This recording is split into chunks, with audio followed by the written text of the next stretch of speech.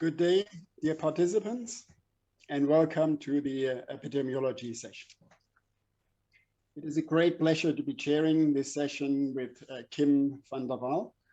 Kim is an associate professor in the Department of Veterinary Population Medicine at the University of Minnesota. I am Carsten Pötsch, a veterinary consultant epidemiologist from Germany, working mainly with EUFMD, the European Commission for the Control of Foot and Mouth Disease. In this session, we have an excitingly broad range of topics.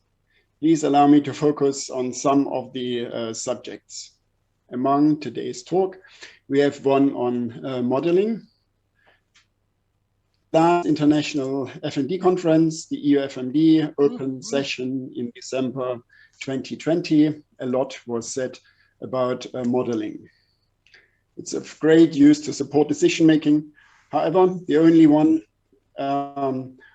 it's only one of the tools to assist in the decision process. Modeling of disease introduction and spread can be used to evaluate various control options. Models should be robust and flexible so that they can be adapted to different scenarios and possibly to other diseases. In this context, we look forward to the results of the modeling paper from Brazil on the impact of outbreaks and control measures.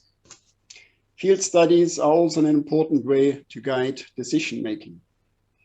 These valuable studies often look at the contribution of FMD outbreaks, FMD virus antibodies, possibly connected with the identification of risk factors. Our abstracts also include studies on risk factor identification for virus introduction and spread, as well as on improved virus surveillance through slaughterhouse sampling.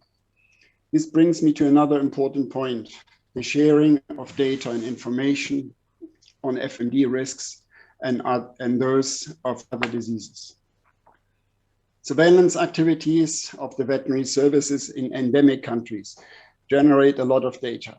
They are sometimes used in research, but often insufficient to translate into improved control and risk reduction.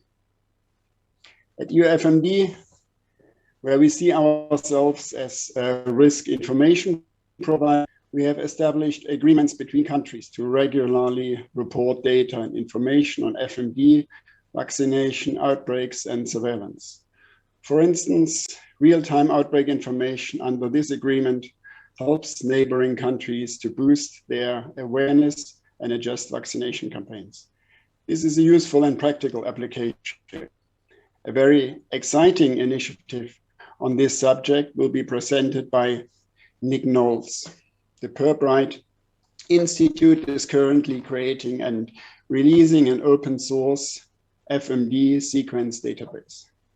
Data queries for epidemiological analysis on virus spread are just one example. One of our topics concerns FMD serotype C. This serotype has not been detected in livestock over the past 15 years, suggesting that it may have become extinct. However, the possibility of reintroduction, accidental escape remains, along with associated problems of preparedness, detection, and response, including vaccines and vaccine banks. Samia Medvali will address the topic of serotype C in her talk.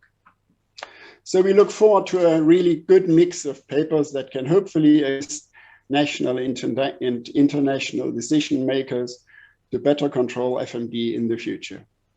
Also, don't miss the 10 posters on epidemiology.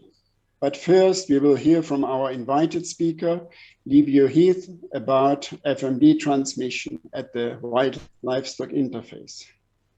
Livio is the research team manager for vaccination at the Andersdeport Veterinary Institute in South Africa. In addition, he manages the diagnostic lab at the IBO.